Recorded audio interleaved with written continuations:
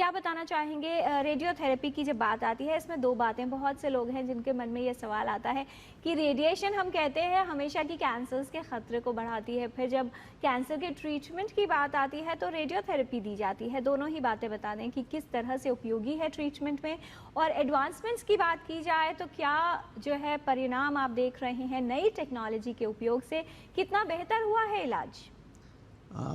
जैसे कि आपने कहा कि रेडिएशन कैंसर के खतरे को बढ़ाती है, ये बिल्कुल सच है।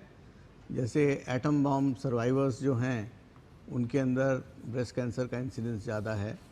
इनफैक्ट जो लोग बचपन में जिनको रेडिएशन दी जाती है, अननेसेसरी रेडिएशन दी जाती है, जैसे पहले ट्यूबरक्लोसिस के लिए स्कैन किए जाते थे चेस्ट के, आजकल लोग बहुत सारे जांच और स्कैन खुद ही करवा लेते हैं, करवाते हैं लोग अननेसेसरी, तो उन सबसे रेडिएशन टू ब्रेस्ट एक इम्पॉर्टेंट रिस्क फैक्टर है जो कि फ्यूचर में ये it doesn't develop in a day और two, it takes 10 to 15 years to develop.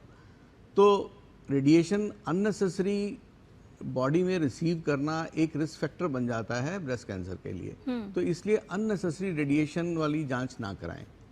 Radiation दूसरी तरफ कैंसर के इलाज में भी प्रभावी है, कैंसर का इलाज भी रेडिएशन से होता है, ये भी बात सच है। क्योंकि जब हम कैंसर के कीटाणुओं को मारना है तो उसके लिए रेडिएशन सबसे ज़्यादा लाभकारी तरीका है। राइट। अब पुराने ज़माने में जब हम रेडिएशन देते थे तो हमें रेडिएशन की ट्रीटमेंट बहुत लंबी होती थी, हम 5 हफ्ते की ट्रीटमेंट होती थी। आज की डेट में सेम रिजल्ट्स हमें शॉर्टर ड्यूरेशन ऑफ ट्रीटमेंट में मिल जाते हैं, हम 3 हफ्ते की ट्रीटमेंट में भी सेम रिजल्ट्स पा लेते हैं। इसके अलावा जब हम पहले रेडिएशन दिया करते थे तो हार्ट और लंग्स के ऊपर जब हम ब्रेस्ट में रेडिएशन देते थे तो अननेसेसरी डोज जाती थी, जो आज की लेटेस्ट टेक्नोलॉजी से हम हार्ट और लंग को रेडिएशन अवॉइड कर देते हैं।